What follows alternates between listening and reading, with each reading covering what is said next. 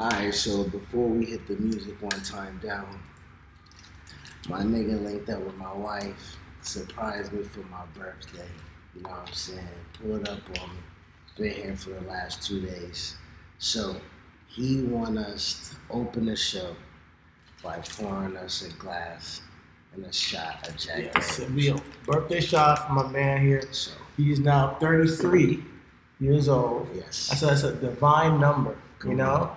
So he sees all towards his blessing and success with his family and his health and his wealth and just peace and happiness is what the shot is for. Jack, sponsor us, man. Sponsor us, Reasonable Wrestling. So I'm gonna pour my man. Let me know when. Okay. When? Okay. He got a flight today, so you know this might help a little bit. You know what I'm saying?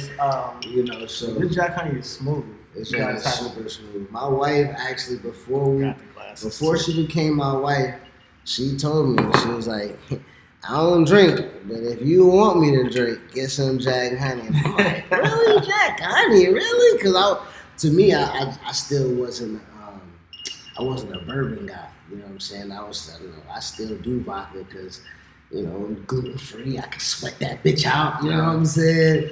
You know, but nah, bourbon, nigga. I've been having, you know, the kids been sick and shit, nigga. I need a little hot toddy.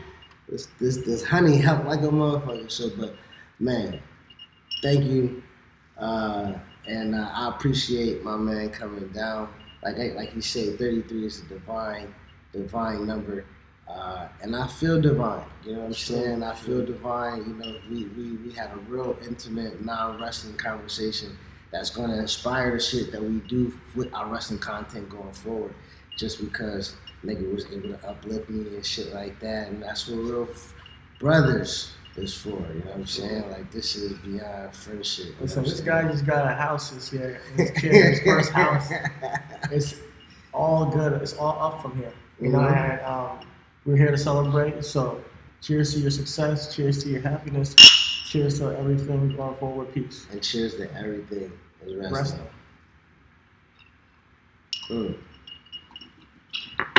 It's nice. So nice. So without further ado, it's silly.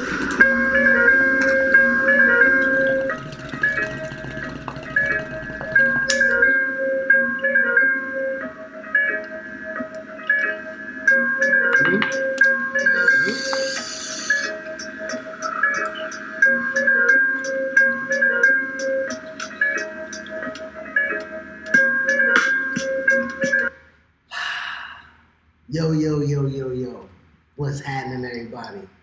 It is I Most High, my tag team partner, CT, aka Chitty Bang. What's up? And we are the Underground Professional Wrestling Podcast. And we back in the flesh, baby. We here. Fucking flesh, you know what I'm saying? Side by side, I can tag him in person. I can interrupt him without a lag. Without the glitch, without nothing on that. But yeah, man. We're here to talk, you know, the week that was professional wrestling. The weeks that was, you know, I flew down to, you know, Florida to support him on his birthday, and we're here in the flesh to give y'all a little exclusive. But yes, the weeks that wasn't professional wrestling because we've been busy. Life is crazy, you know, as you know. But what we do is we prioritize our life, and then we talk about wrestling second. But we got a lot going on with our business moving forward. You'll find out more about that going on. But check us out on RW Podcast 1 on Twitter. In the meantime, keep tapped in. Check us out on Reasonable Wrestling Podcast on IG. Check us out on all the medias and social nets, including Facebook. And we do got a Patreon if you want to support your boys. Patreon/Reasonable Wrestling Podcast. That will be in the description. Or if it's not, check us out on our Twitter, and you'll find it on our LinkedIn. Is it LinkedIn or is it linked up? What is it called? Linktree. Linktree. Excuse me. You know what I'm saying? We got a Linktree. We'll Tree. put our Linktree in the description as well. Shit. Yes, sir. You know, with that being said, we appreciate all the support. Absolutely. No matter where it's from.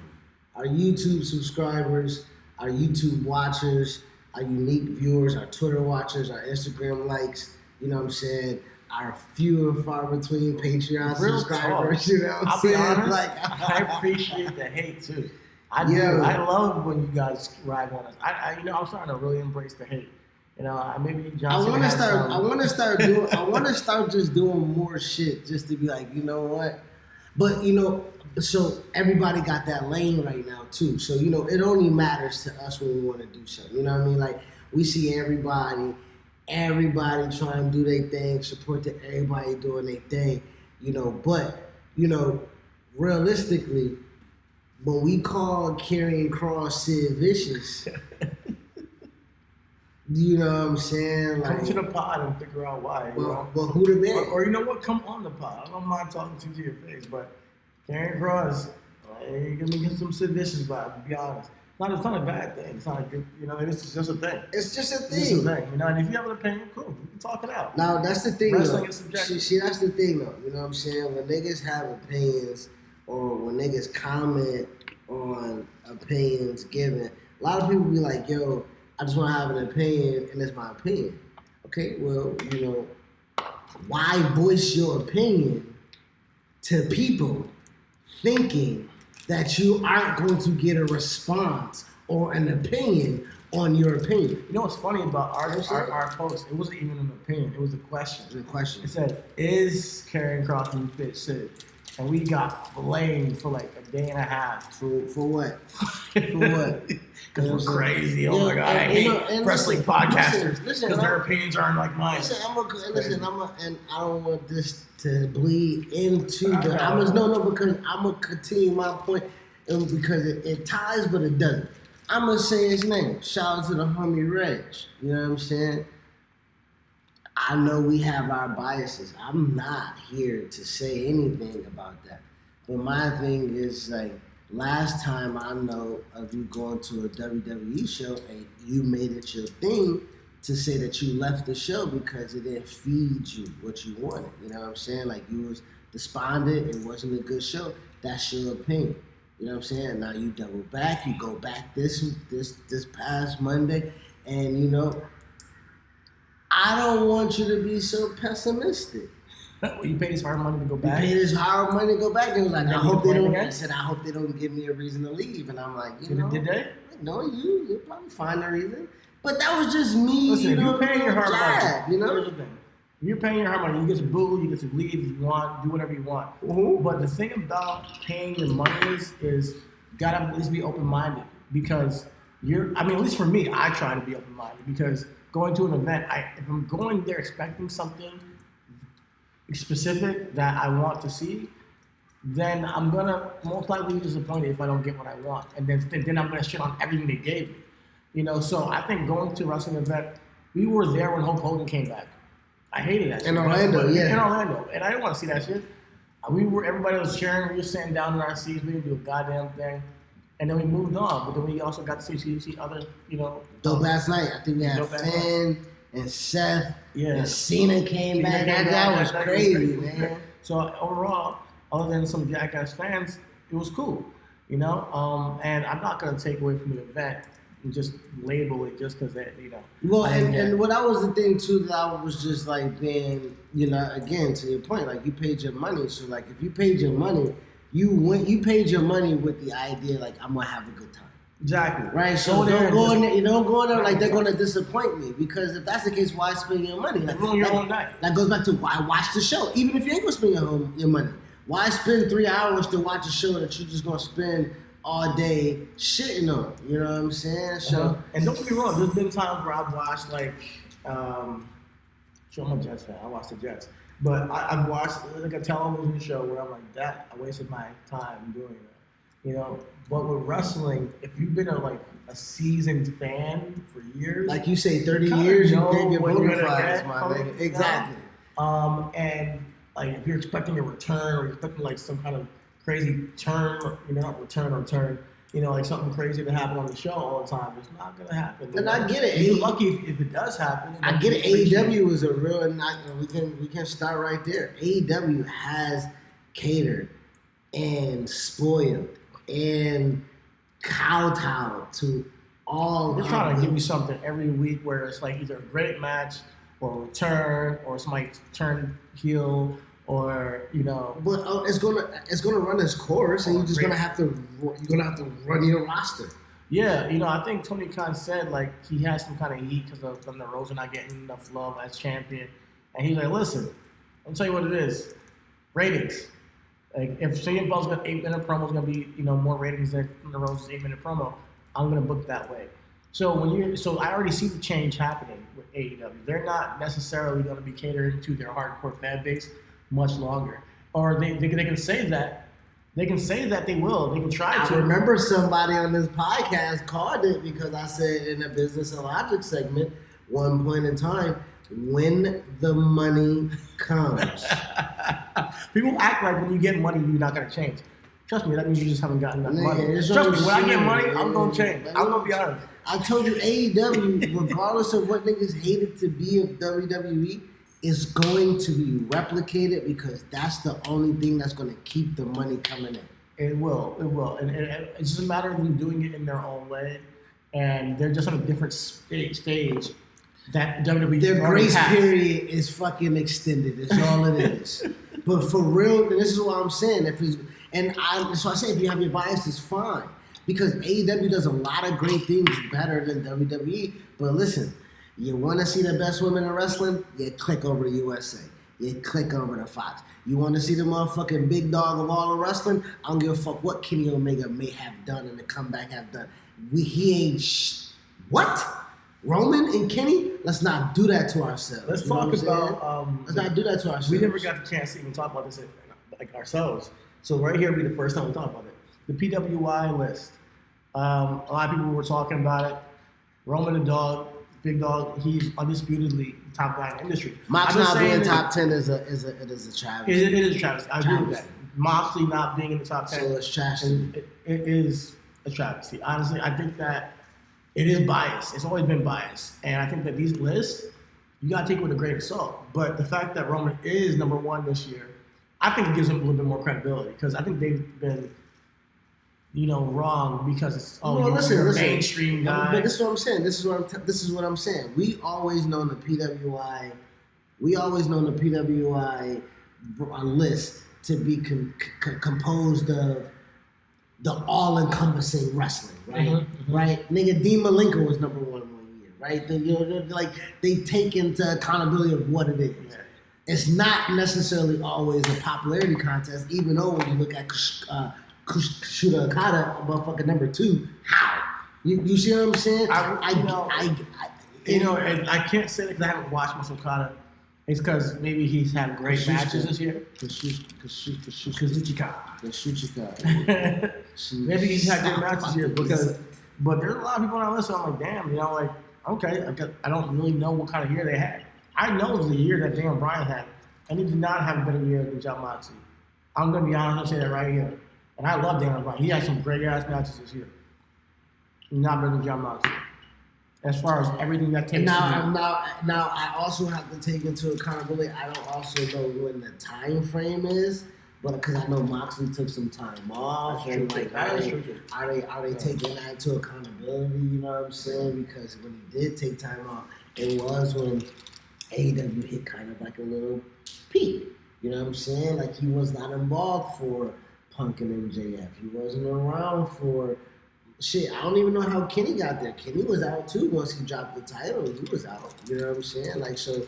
But with all that being said, I do feel like that with AEW they have a great nucleus. They have a great foundation. Tony Khan is saying that hey, things are going to be us and them. And when we mean them is that we have to think business-wise like them, right? I don't have to always emulate what they're doing. But shit, if I know they're using a certain type of code to make their motherfucking website go faster, you gotta try to duplicate that code to make that website go faster. You know what I'm saying? Like just little shit like that. So if I notice that I gotta run a little bit more picture because I can get a little bit more consistency. No more flicks. Flicks of the remote. Or channel. Exactly. People staying on your channel. Exactly. On your program. Because if he's talking about an 8-minute promo with CM Punk, and goes back to what I was saying with WWE and them, right? We talk about how WWE books for rating or books towards the mainstream. And you say you did not like that. You don't like that. A lot of people don't like that. A lot of people do not necessarily appreciate the creative being hampered by business. But I don't mind it when you're putting Roman Reigns on TV. It just makes sense to me. I don't mind when your John Cena's on TV or you have your Brock Lesnar's coming back. I mind it when it's egregiously, it's one thing to just pour out the business for a check. And I always go back to the zombie thing where it's like, okay, this is now tarnishing the product, the creativity in my sense. Well, these are things like Roman coming back, Brock coming back, those guys being the top of the card. Well, and maybe holding the title for too long because people, give this guy a chance, Listen, they gotta go out there and have good matches regardless. That's their job. I think that's a conversation that we've evolved from where this guy should get a shot, this guy should get a shot. Roman's the best. He's gonna be at the best until somebody proves. But in the context of Tony Khan giving Punk an 8-minute promo because of ratings, like that's not allowing Thunder Rosa to expand the ratings, or that's not allowing Thunder Rosa to garner the type of. CM Punk has had how many years in the business before he left, and then he came back because there was a clamoring for him to come back for 7 years. So yeah, he is a ratings bump, and he is more valuable than Thunder Rosa. Thunder Rosa, maybe in 10 years, you will be able to do the same promo CM Punk for 8 minutes and get that TV time. And that takes a career of hard work, dedication, and moments over that course to get that. In my mind, putting her out there just because she's champion, just because you need to give her a chance. She relinquished the title backstage with Tony Schiavone for and I understand that should have been tough. That should have been in the ring. And that's what I'm saying. So when we making creative decisions off of business, I mean, I know those two. We don't want to necessarily correlate the two, but those two correlate. The zombies is not necessarily the same, but you say that it takes away from the product. If the zombies is there, Rosa, having a backstage promo and giving the title away doesn't take away from the product. I might disagree with it. I think that they should have done it in the ring and maybe make it a more bigger deal because she is your women's champion. Well, let's talk about titles being relinquished and making a bigger deal about it. You care about how Solo relinquished the title. I do. But it was made a big deal. It was produced better. It was presented. It was explained better. But it was also backstage, and I don't think they explained it that good. I know. Okay, so let's get into it. We had a little 15-minute, and we won't give you all of it because that's going to also be on the Patreon, our BTS. But what wasn't explained to you enough during it? It's not the explanation. It's the decision to do this whole thing in the first place. Okay. I can see right through it. It was to get Soul Dakota the title for a photo op. That's it. Just to have the bloodline in one photo together with all the belts I have, and all of them having to go at that press conference for Crown Jewel. And that's why I feel like, I don't hate it like other people do. Like I think that, hey, you guys wanted that? But the explanation was, hey, you had a vote and you weren't going to be the challenger. If that wasn't supposed to happen, then that referee should never came down. A referee actually had a full-ass match on your program for about 12 minutes? That's what Kevin had a Owens match. did. So you're saying that people backstage were like, oh, wait a minute, this match shouldn't be happening, and they didn't want to go out and stop the match? They said they let the referee call this match, and then afterwards want to relinquish the referee's decision? It makes no sense to me in that facet. Well, okay, I want to just pause you on that because I know you're rolling. If Jericho wins the title on a fast count by Tim White, and he has to relinquish the title back because it was a fast count, that happened. That's not what happened, though. But I mean, it's why is that not necessarily equivalent? If you're not supposed to win the title, you won the title off of technicality that wasn't supposed to happen, and you got to give the title back. Because that match was planned. This was an impromptu match that clearly they sent the referee out there for to call a match. Don't say they sent them. That's what. So the referee just randomly went out there and they went and wrestled for 12 minutes and nobody backstage. This is why nobody backstage. Hold on, but this is too much. This is too. Come on, this is I too much. know. Logic. But that's what I'm saying. But it's explained. But they explained it, but I'm not gonna go with their explanation as if like, yeah, that makes sense. It makes sense every time when they say bring a referee out here and nobody. Nigga, how many times Kevin Owens then beat Austin Theory's ass off the strip that he got authority to bring a referee to the ring, nigga? Like it literally happens all the time. And Carmelo got reprimanded, like Sean said. Hey. You play with the game, and the game will play your ass. You thought you was too big. You called out somebody, and they beat your ass. It is an explanation. Is it a good explanation? No, it's a cop-out. It's just like we need to figure some way out of this booking decision. What's and obviously they don't. What it is that Solo Sikoa's on the main roster, and they want to give him a moment before he went out there, and I'm all for that. But how they having him judge just how would you have had his moment? Losing in a ladder match at Halloween Havoc. You could have done the same thing. Him, Wesley, Carmelo Hayes, ladder match, boom. Have him lose it and give him one last match at NXT. That's it. That's it. So you would. He just had a match last week in NXT and won the title. Yeah. You know, so like what's a couple more weeks, you're gonna come back down, fly out here, have one last match, and you lose it in a fucking ladder match, you only gotta get pinned. You didn't gotta get pinned. So you just, he grabbed the title, you know? Simple. Okay, my man. And there it is. We put a motherfucking pin in that shit. You know what I'm saying? So, we bouncing back and forth, pinging back and forth, talking about another title. AEW on my birthday. Crowned a brand new, well, not really, the same AEW Heavyweight Champion. Moxley champion for like the 57th time in this motherfucking most decorated champion in AEW history. Shout out to Moxley. I think he's the leader, undisputedly the leader of this locker room. I think he's supposed to be on vacation. He's stuck around because of the whole, CM Punk, sabotaging his fucking career again. So I believe that's what he does. This is just self-destruction. But I believe that Jon Moxley is the right guy to lead the charge. And he said himself, this is time for him to be legendary. Go out there and be legendary. Go out there and have the greatest matches. Go out there, have the greatest feud with MJF. That's what I'm looking forward to. Moxley, MJF feud.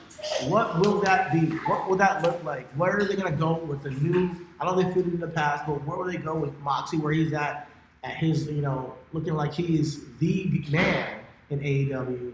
And then you got MJF, who's also looking like he's the man in AEW. Those two guys clashing head to head with the popularity they both garner is the right choice and decision for me. And I love Brian Danielson, but I'm gonna be honest, he doesn't have the steam that a Moxley or MJF have right now. Really? He's lost matches. He's definitely popular. He's always gonna be popular. But I think the storyline that he's been in so far, it doesn't mean that he should be champion yet. I think if he wanted to, it wouldn't have meant what it can mean if he wins it later on. I'm not sure about that, buddy. You think it would have been the biggest moment for him? If he would have won because my thing is now, where does a commodity like that go now? That's tough. It is tough. He's gonna because Moxley could have taken the time. Moxley could take the L. Moxley could have lost. He could have took the L. He could have passed out. He could have went on vacation. Boom. Just like you said with Solo. It's simple. Go take time, nigga. Go take your 2 months. Then we get Daniel Bryan and MJF, which I think is a little bit like. I mean, it could be because he's one of the. You think here's the thing? You just call MJF Ric Flair. I did. I think MJF, the way he approaches the business, is the closest thing we've seen to Ric Flair. This is the next thing to go viral. Ric Flair. I don't give a fuck. This is me. This is my speech. It's the way he approaches it, his promos, the way he acts, his character. He really embodies the character and lives it. And I think he's controversial in things he says and does. The way he just go watch his promo last Thursday, and say, isn't that like a 2022 version of Ric Flair? It is. The 2022 version of Ric Flair is MJF. MJF is the closest thing I've seen to Ric Flair since Ric Flair and how he approaches the business of wrestling. Quote tweet me, flame me if you want, but that's what I'm saying. He's on that level. And if he continues on this trajectory, he's going to be one of the greatest heels of all time. I'm telling you that right now. So with that being said, MJF and Bryan Danielson could work. It could.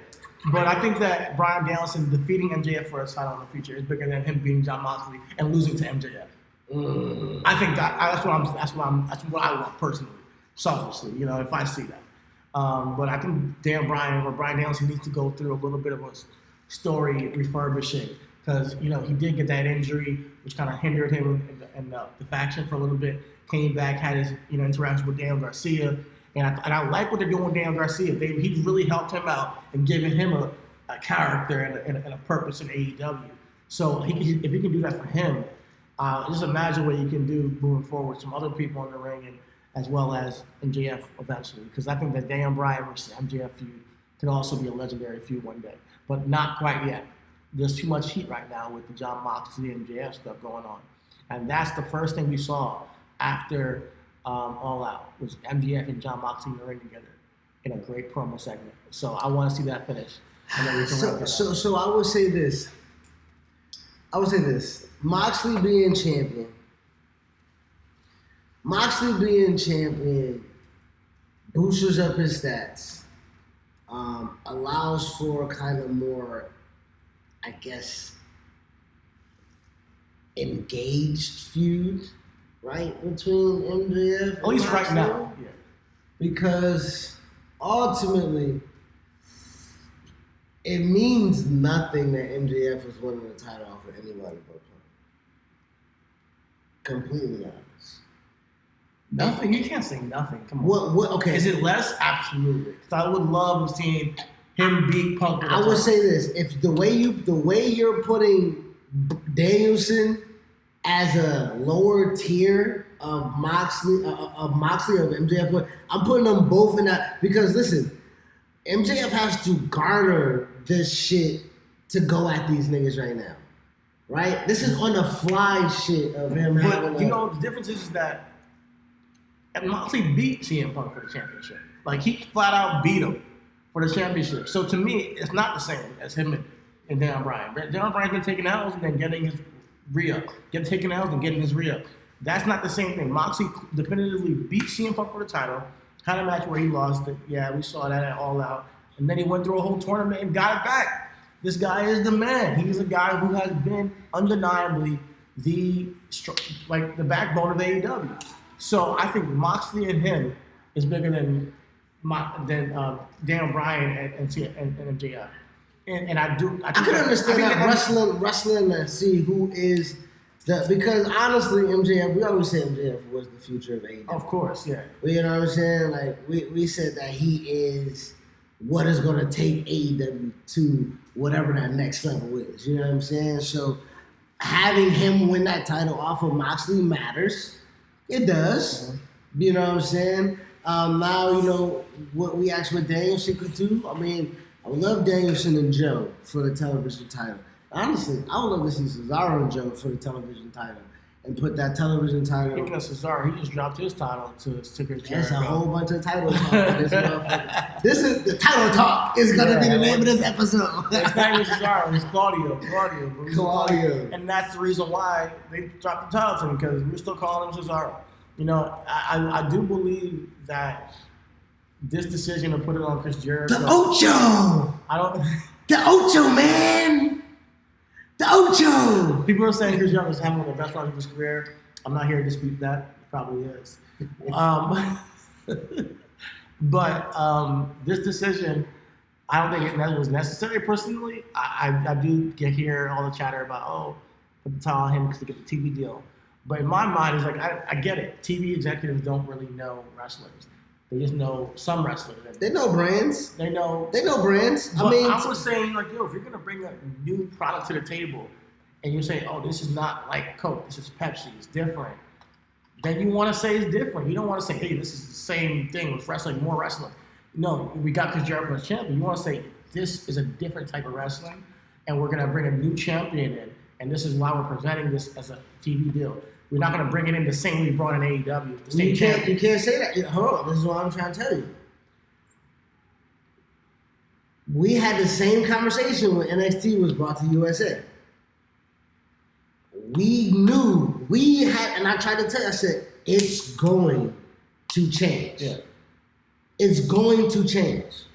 It's not going to be what it is. And my thing, if Tony is presenting, hey, I need more TV time for wrestling, and those niggas are saying, man, we can play Baby Boy again, and this nigga's like, no, I really need this 2 hours, don't play Baby Boy. And they're like, how? He's like, we got Chris Jericho. And they're like, oh, okay. I can see how that works. But it could be like, we got Samoa Joe, it could be... And they're gonna be like, who? He just always on here in the movies, you know? What movie, nigga? Play Judas, drop that shit. What is that? Nigga, those white, no, Warner Discovery gonna be like, push it all away. Nigga, the fuck? We gonna give you 4 hours. I know, I get it, but I'm thinking like, what makes ROH TV deal different or better or anything different than AEW Dynamite, you know, or Rampage, you know? So that's the thing. I'm like, so like, maybe they don't give a fuck. Maybe they just want, hey, you're doing decent with beach wrestling, you just more hours of more wrestling, and that's the only thing they care about. And that's cool, but I mean, but your fan base is like, all right. But if Tony could sneak something in, though, that's the thing too, right? That's the thing what Triple H was trying to do. Like, yeah, I understand. I just got to sneak shit in, right? But Tony has more, he don't have events that he has to clear things with. He just has an underboss that's distributing it, right? So it's like records, right? It's like rap. Yeah. I got a distribution deal, but I'm an independent label. But the distributor's like, nah, nigga, we gonna distribute to where we gonna distribute to, so you gotta market to that area because that's who we distributing to. And my nigga's like, all right, so how many songs I gotta put on my album that gotta match that formula? Yeah. You know, without changing what I am. You see what I'm saying? So I think right now, Tony's in a sense, we're like, okay, Jericho is my fucking radio hit. I gotta show the label that it's a radio hit. You gotta show it in your pop charts. I gotta show that I can hit the charts. I gotta show that, you know what I'm saying? And then maybe Jericho now can drop the type. I mean, maybe Jericho and Daniel Bryan Bryan Danielson goes. Right. You know what? You just mentioned that. Their rubber match 101. Maybe he captures the Ring of Honor World Championship. You know, and now you got Moxley as AEW champion. You'll have motherfucking Claudio as television champion when he beats Joe. And then you'll have Danielson as the Ring of Honor World Champion. And Blackpool Combat Club will be gold up. You know what about you then? Who? Wheeler, you. Let me tell you something, Wheelie. Okay. That's your boy. You work with MLW. Listen, everybody in that segment, shout out to Tony, shout out to MJS, shout out to Wheeler, you know what I'm saying? I worked with all y'all. I knew all y'all niggas was going to be stars, especially my nigga Wheeler coming up from Philly down to Orlando, back up to Philly, you know what I'm saying? He deserved everything he getting and those losses, you know what I'm saying? Daniel Garcia, listen what I'm saying. Daniel Garcia really that nigga, bro. I'm from Buffalo, come on, man. I'm from Buffalo, bro. Like, you know, that shit was tough. Nah, it was. The Danny winning the town was tough. You know what I'm saying? Honestly, that's a star-making moment for him, honestly, in that moment over there in Buffalo, which is, I think that we're gonna remember. A lot of people remember for you know years to come. So shout out to Danny. I know we all know Danny's that dude, you know, which is why I like when Chris Jericho won the championship. He came out there, and the subtle character development they're doing with him is that he's part of this Jericho Appreciation Society where he's not really appreciating what Jericho's doing at this point. He's cheating to win. He's trying to represent Ring of Honor and overshadowing him as the pure champion in a sense because he's a pure wrestler, technical wrestler who's in the Jericho Appreciation Society. He gave him a little 5-5. Wasn't too excited. But Jericho was the greatest thing. But it's awesome. Like I like the subtleties, the little things I saw with like Owen and Brett back in the day when Owen beat Brett at WrestleMania 10, and then later on he must go win the champion. Yo, he's getting cheered. Loves them some Bret Hart, brother. I mean, it works. Hold on, but this is okay. So let me tell. This is the fundamental fact of where we're at with tribalism, wrestling, fandom, picking a side. I don't think. Okay, we don't do that here. No, but we do this. What tribalism? What? Hold on. You're a Brett guy. I'm a Sean guy. And NXT is under the fucking guidance and the umbrella and the vision of Sean, and AEW is under the vision and the tutelage and the pulpit of followers that was behind. Is that why NXT 2.0 was horny all last year? I'm just the sexy boy. It was sexed up the entire first half of the year. No, listen. This is why. Listen, if we being honest and putting threads to each other, who got fired over sexual activities, and what sexual activities stopped doing wrestling once he stopped being there, and that's all I'm gonna say. Even though this is a Patreon exclusive. Okay, so I think it was horny because Vince looked at his daughter's boobs one time. Oh God, we can't do this. Listen, I don't appreciate or stand by anything this guy is saying. You don't stand by what I'm saying? I don't stand by. Okay, listen. When it comes down to the tribalism, I would say it's to me. I'm a Brett guy. I just cater. I like the way he's told stories in the ring. I do like that. The way Sean did when he was with Brett was awesome too. Now they're running two. I'm not. Brett's not running nothing, but I think that. I think a lot of people follow influenced.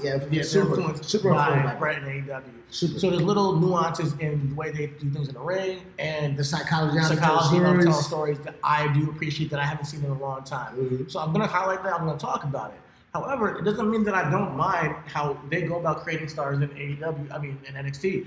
I love what they've been doing with Carmelo. I think he's been a complete success of NXT 2.0, and he's a product of whatever tutelage he's getting from Sean and the guys back there. Absolutely. Some other people, not so much. Braun Breaker, another star down the line. Who else? Wesley, of course. That's our guy, man. So I do believe the tutelage is going in the right direction. However, as a complete show, I can't compare them to AEW because I don't think that they are treated as a main brand either. So in a sense, I don't like the tribalism in the sense of comparing the two. But when they were across each other, absolutely, I was going to compare them because they're on the same hour. So it's a matter of just spending your time. And I think that was also to the test of the tail, right? Is NXT going to expend themselves to compete with something when they also it's a franchise, right? We know we're not a win now. There's no point in competing and being a win now franchise. As a fan base, you hate that. Let's compete you're a Jets fan, right? Yeah. You want them to compete with Joe Flacco. You need them to lose. You know what I'm saying? Because you need them to develop your young players. You need them to play Mike White. You need to see, hey, do I have Kenya? Kenya, you know what I'm saying? Is he? But I look at NXT in the situation where I feel you. Yeah. Because even when they had the Garganos and the Adam Coles and the Tommaso Ciampas, they were at the course run of an old franchise, and do we go one more time with these guys in order clean house and rebuild? Listen, Tom Brady last season was a pick 6 in New England, man. A pick 6 to Tennessee, and everybody was like, he's finished. And my nigga was like, am I? I just probably need to retool. I just need to go to a different program. You see some people go to different programs and shine in the wrestling sense, right? Because Cody going to WWE. Now, look at, Soraya. John Moxley. John Moxley, nigga. Yeah. He leaves Dean Ambrose. He got his ass beat for Claiborne. Drew was a heel at that time. Just kicking the shit out that nigga every week. Claymore, nigga. He Claymore that nigga out the door. And now he's the biggest fucking star in the competitor's company because he just needed to be Dion for the fucking... and not everybody can hold that weight, but you gotta respect the man, John. He's doing well. Speaking of Dion of wrestling, AJ Styles. I can't wait to see AJ and Finn going forward. That was a great backstage promo. It was great tease to see. Yeah. AJ Styles, the Deion Sanders of wrestling. My nigga was a fucking Atlanta Falcon down in TNA. Made his name. Locking up Irvin. Locking up Jerry Rice. Putting on fucking matches with Samoa Joe. Christopher Daniels. And the Kurt Angle. Jumping off fucking light scaffolds that we saw, nigga, all the time. We was like, oh, I forgot that shit happened in 06. AJ was the nigga out there. Then you take your talents to motherfucking San Fran for that quick joint. You know what I'm saying? Go to New Japan for that quick joint. You instantly become the reason why niggas is winning. Instantly. The reason why niggas is going to New Japan to watch you win the motherfucking championship over fucking Okada. Win the motherfucking beat the shit out of Shinsuke Nakamura. You know what I'm saying? You held that shit down. Took over that shit. You know what I'm saying? Then, for your coup de grace, you go over to the motherfucking enemy. The place that they say you would never go. After you in the NFC your whole life, nigga, you was in Atlanta telling Mike Irvin, bitch, you can't do nothing. You told Jay you can't do nothing. And then Michael Irvin, Jerry Jones, Vince McMahon, came over and said, we give you whatever you want. We'll give you whatever you need. Just please win us a ring. And my nigga AJ Styles as a Dallas Cowboy in the biggest market in professional wrestling, the greatest. I like that. You know, it's the greatest. I hear what you mean. But I'm wondering, is he like young Deion or is he old Deion? Is he at the end of his rope? You know, I think that we haven't seen a classic AJ Styles in a long time. And is it time for him to wash it and hang it up? Wow. You know, Finn's about to get the nicest out of him. I'm telling you. This is being tongue in cheek, because we all know how great AJ is. Absolutely. But I'm just saying, it's been a minute. You know, obviously he's done a lot of stuff with other people, Omos, and he linked up with Finn for a bit against Judgment Day, but then he ended up joining them. So it was a thing where he hasn't been in an active, like, strong storyline. This the resurgence right here. So we'll see. This gonna be. I want to see him. Now with this is Deion in Washington. He was still nice. Okay? Him and Daryl Green was still nice. And Sean Springs, nigga, don't hold me with the motherfucking dead skins, nigga. This is Deion with the Washington. This is Deion in Washington. Nah, we ain't get him in Baltimore yet. 37 Deion? I don't know 37.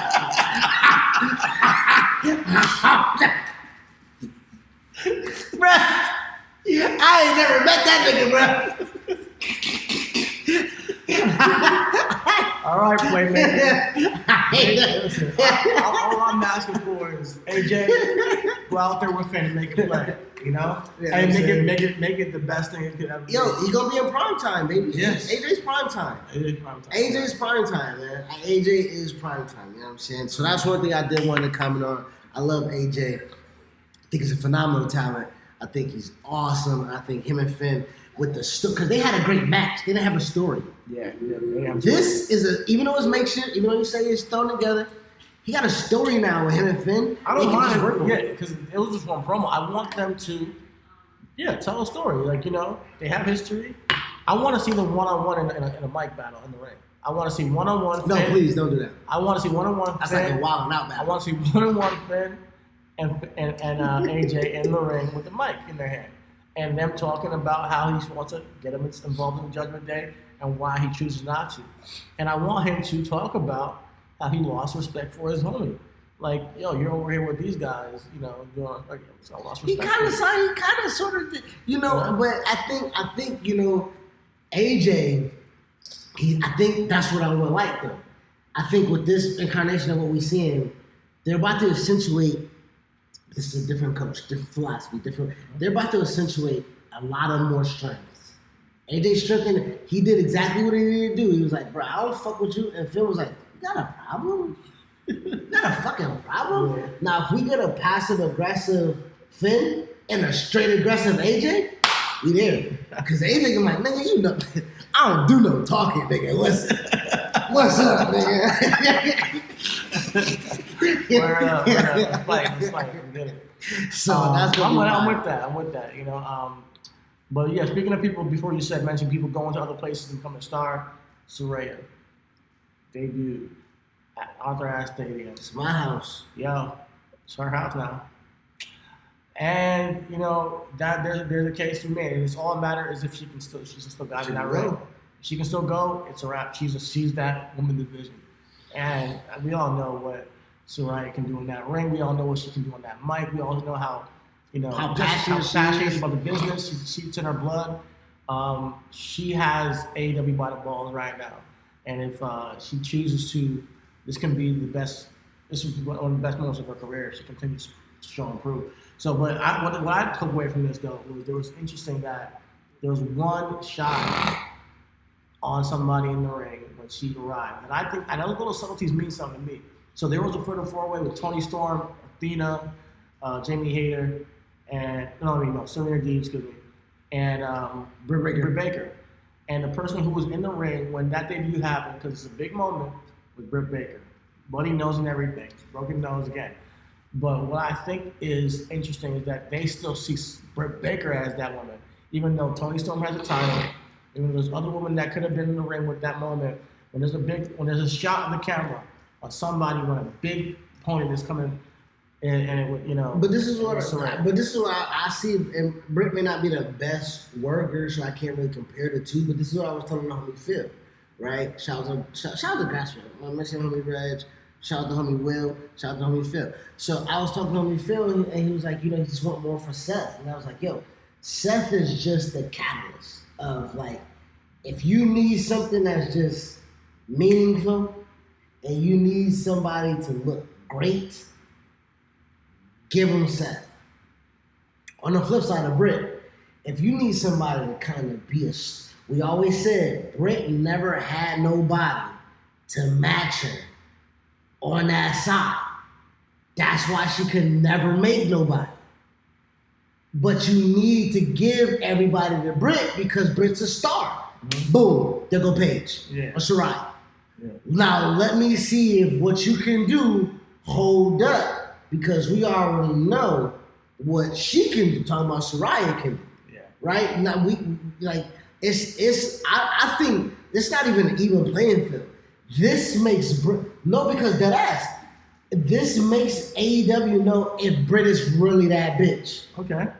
Right? If she can raise that shit up and talk and wrestle and go and be safe and make it, I think this allows Britt to really be, every time the camera show, it's going to be on me because I'm that person. Yeah. And when it comes for Jade to step up, Jade's going to be tested with Britt. Yeah. I think that you're right. I think Britt can be that guy, that catalyst like Seth. And in the facet of she knows how to get the eyeballs. She knows how to talk. Mm-hmm. She knows how to make people feel. Pretty much is what I'm getting at. Make people feel what you're saying and make people want to chant your DMD, or whether it's hey boo you or whatever it is.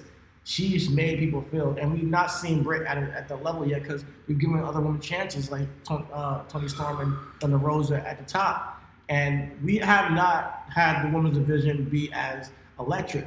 I think the biggest storyline in the past couple of months with the women's division was Athena and Jade Cargill. Even though that's a TBS championship, it wasn't the top, but that was the main women's division for me, at least, And they had a good match all out too. But that's because we root for everything that's black. And not only that, they were the best thing in the women's division. I'm sorry, but there was good matches. Don't be wrong. I saw, a lot of things that Serena Deeb's been doing. I like that. We honestly think Serena should have been ROH Women's Champion. Serena Deeb, yeah, for real. Because Mercedes not. I know she's possibly hurt, if I'm not mistaken. So why not have given it to Serena? The TV champion was off doing movies, and the women's champion was hurt. So you guys, ROH, what are y'all doing with it? We'll see what goes on.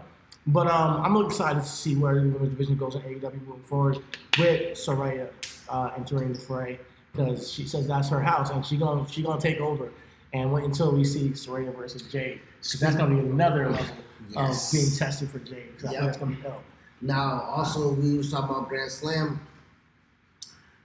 The Acclaim have arrived.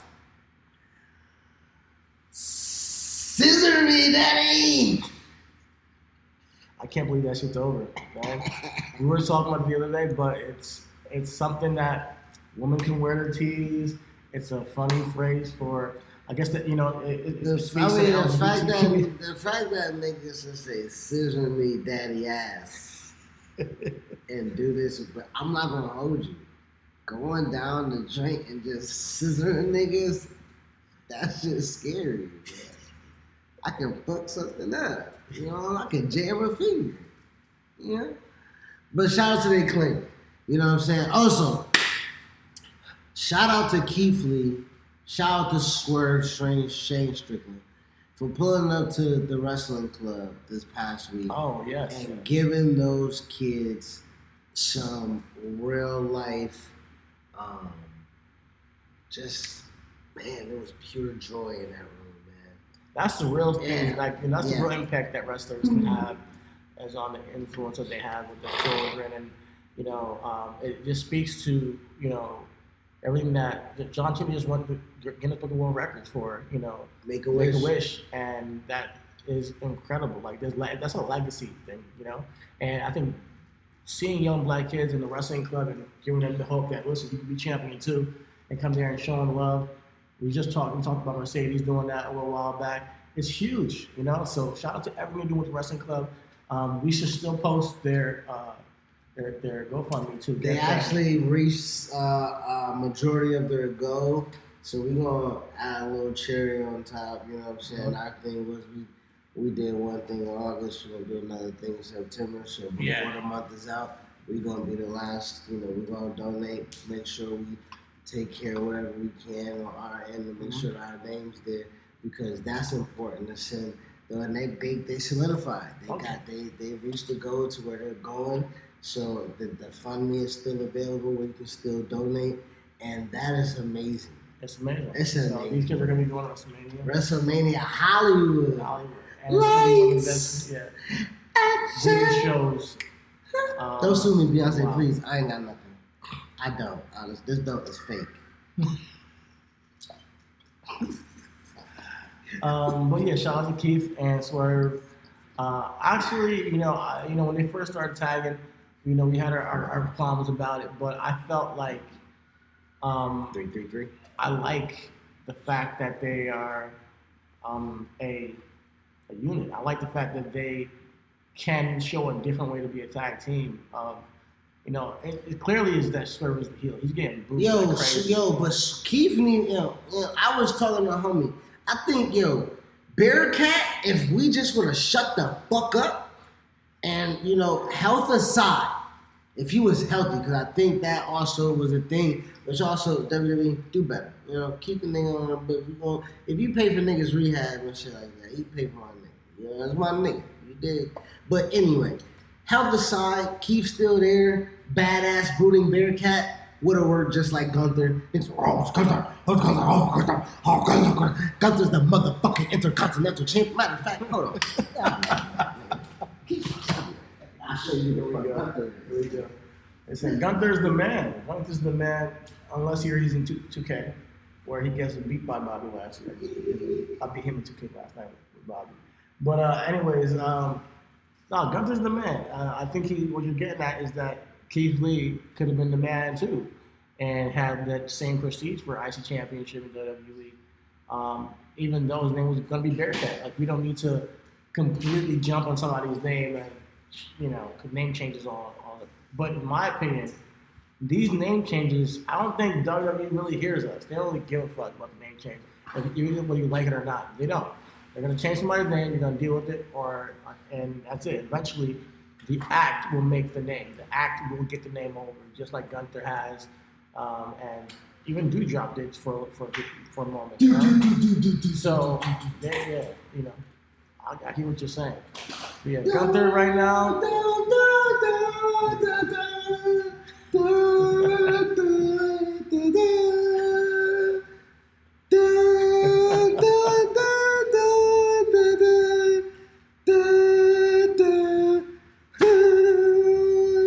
Ring General Gonta. Man, what the fuck y'all talking about? Listen, right now, I'm glad you brought this up. Right now, I posted this. The Intercontinental Championship and United States Championship should be seen as the main titles on Raw SmackDown. I think that they are at a place right now where their prestige is at an all-time high. The matches have been great. They're held by strong champions, and it's just a matter of who is going to step up to these guys. Right now, we don't need Roman on every single show. We don't need Roman to even drop a title, man. I don't mind if Roman held the title for another year. If they can build these two titles to be as prestigious as they are right now and continue this trend. So you want Roman to have the title at WrestleMania? I do. I think he should absolutely have it at WrestleMania. He's the 6th longest reigning champion of all time in terms of days. There's a list. I think it's Bruno Sammartino's number 1, and it's Bob Backlund, and then it's Bruno again. He had another reign that was like another 1,000. He had like 2,000s. Will never be broken, obviously. It's a pretty safe record. And then we have, after that, it's Hulk Hogan, which is in like the 900s. And then we have New Day, which has like, it was like an 800-day reign or something. Yeah. And then we have now Roman, who's in the 700s. They beat Demolition. Yeah, they beat Demolition. So those are the longest reigns of all time in wrestling. And so Roman's number 6 right now. So I think he can get number 5 and go over New Day's reign. Maybe potentially holds if he holds it for even longer. But I think that he's been entertaining. The bloodline has been entertaining. There's a reason why he's PWI number 1. We don't, and I don't feel like the same way they did with Brock, where he would just show up like every 3 months. Roman's there every month, but he's just not on every single show. They've used him and not overexposed him at the same time. And he's been on Raw, he's been on SmackDown, and I think you just keep this trend going if you have a strong champion in the Intercontinental and United States champion in Bobby Lashley. And I think that match with Seth showed that he can have a match with... And that match with Sheamus showed that. Gunther, so you can put main eventers in that space, and people are going to take it and eat it up. So Sheamus and Gunther, match of the year candidate. Bobby and Seth had a great match until Riddle came out. You know, it was honestly you didn't know who's gonna win. Honestly, if you look at the storyline, kind of can predict Riddle's gonna show up at some point. But the actual quality match, rules between Riddle and Rollins is going to be Owen Hart, Ken Shamrock-esque. I needed to happen in the Lions Den. If you're listening, I need Rollins and Riddle. What the Lions did. What I need is Riddle to win. I need Riddle to get a victory. I need Riddle. If it's gonna be like that, Riddle gotta win. Well, hold on. Rollins will have then lost to Edge, Cody, Riddle, and Seth. He can lose anybody he wants. Okay. You know. Honestly, Seth can come out there to kick the fans and be like, no matter if he loses. He's reached a certain level. Just like if Edge loses, he's like, he's gonna be fine. So he's gonna come out there, he's gonna laugh, he's gonna do his thing, and he's gonna be fine. But moving forward, I need Riddle to get this win, especially if you're putting it inside like a cage match, kind of like an MMA type of vibe. Speaking of Extreme Rules, unless Bayley and Bianca. No, go ahead. No. Bayley and Bianca. I'll get to that. Bayley and Bianca. Oh, we didn't say unless. Listen. I'm honestly, it's nothing. No. Bayley and Bianca. No, tell me. Don't tell you. See, unless what? I'm just saying, there was a time where a guy showed up in a Seth match and completely caused chaos. We had no idea what the fuck was going on. And he brought a character to form that we all want to see back. And now there is teases of a new character coming back. Nah, Fiend can't get involved with Riddle. I'm not, that's why I was like, let me just talk about it later. Okay. I mean, if the Fiend came back and destroyed Riddle and they started a feud, that would just, end this thing with him and Seth, But I think that would be an interesting way. Wow, Riddle and Bray? Riddle and Bray. Yeah. I mean, assuming Riddle loses to Bray, because you gotta feed Bray. You gotta feed Bray somebody. Feed the Fiend. You gotta feed him somebody that matters too. Uh-huh. I like that. Yeah. I like that. Put on break. Okay, see, I'm glad we stopped. I'm glad we now we can get back on. You know what I'm saying? So Bianca and Bailey, finally, about to happen. So it's set. Yes, she attacked that bitch. She attacked that queen. Yeah, because I'm talking about Bianca, and it's just like, you know what I'm saying? Like, you can't talk about Bianca. No shit. You know what I'm saying? She attacked her, you know what I'm saying? And it was like, y'all want to see her Extreme Rules. Yeah, so. I like that. We finally gonna get it, pull up, and I'm fried. Yeah. Happy birthday. Man, thank you. No, man. Okay, so Bianca Bailey, that's gonna slap. That's in like 2 weeks. So we'll just see how that kind of formulates throughout. Bianca's the best wrestler. Bianca's gonna get her lick back for sure. You know what I'm saying? Bianca for sure gotta get her lick back. So I ain't even worried about that. Unless damage control costs to the title. So we'll see. Damage control, yeah. So what else caught your eye? There's a lot that came up, over the week. We got touched on the PWI stuff. We touched on the prestige of the IC Championship and all that. But we also have the Universal World Heavyweight Championship we haven't touched on. There was a big press conference this past Logan weekend. Paul, Logan Paul, Roman Reigns. We talked about it a little bit earlier when we said Solo had a photo op, so let's talk about the photo op we were talking about. Shawty's happening, everybody know. We in a 10-year, $10 billion contract, WWE and Saudi, you know what I'm saying? So go get that money. Saudi. Just wash the blood off. Okay, so with that being said, they about to hop on the Learjet, and Roman and Logan had a press conference in Vegas. This is about to be one of the most social media influence matches of all time. Yeah. Logan Paul's about to bring so many eyeballs to this fucking product, which is why you say, hey there, white guy, we'll give you a whole bunch of money to come do white boy shit. Yeah. You know what I'm saying? So, we understand. Same reason why we got Brock and whatever that nigga came out. MMA crown. Cain Velasquez? The nigga that. Same reason why we got. Shout out to Cain Velasquez. If everything's true, free the guy. You know what I'm saying? Pop the nigga for being a child molester. I kill that nigga too. You know what I'm saying? Same reason why we got Tyson Fury coming up and shit. It's Crown Jewel. I don't talk about Crown Jewel really. If it's a good show, it's a good show. Logan Paul will be an influence because of social media, and we all know what the result is going to be. Logan Paul will smash him. Exactly. So that's it, So with that being said, come on, what else? What else we got? With that being said, we good. There's nothing. There probably is something I'm missing. I'm probably gonna remember right after the show. But more than anything, I just hope everybody's enjoying their wrestling. Enjoying your shit. A lot of drama going around. I know CM Punk right now might be fired, or they're gonna buy out his contract. And AEW's rumors of that. People are suspended. We'll see what goes on with that moving forward.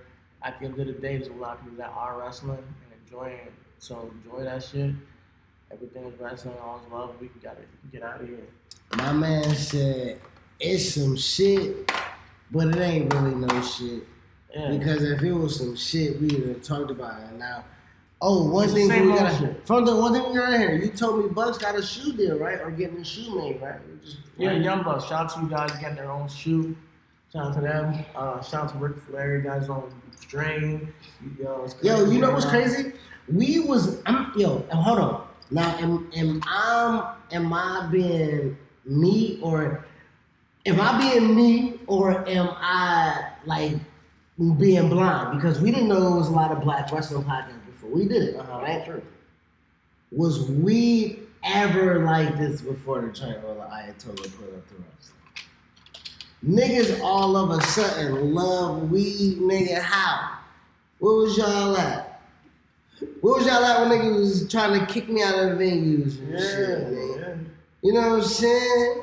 You got a point, man. Where was niggas at in 2017, 2018 when AEW superstars and WWE superstars needed that gas working down at MLW? Where was all y'all weed lovers then? Yeah, man. Cause niggas was, man, my bitch, my wife at now. Cause back then, that was my bottom bid, but now she done upgraded to my wife, the highest level that you could upgrade to. My wife now, but my bitch at the time was like, I don't wanna be with no drug dealer. I'm like, baby, my nigga just need some bud. Now niggas got these strains and shit. Now niggas is big toters, nigga. Everybody is. It's Come crazy, on, man. You know, y'all know what it is. It's Smoke Dizza.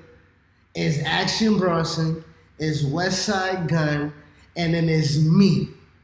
Anybody else don't got the lungs if it ain't me. You ain't new to this, you true to this. Man, come on, all right? man. That's what you trying to say. I'm trying to let y'all know, man. And I ain't know, this ain't rapper. I'm talking rapper weed, right? I'm talking rapper weed. I'm not talking spitting flows, man. You pull up the Smoke This at a wrestling venue, you smell. You pull up the West Side Gun, you smell. Action Bronson had a hook off the hook. I can guarantee you that. You smell it. You pull up to the joint roller Ayatollah, you like, damn. You got the plant with you or what? And I'm like, it's just a roach. You know what I'm saying? All right, we out this thing. Peace.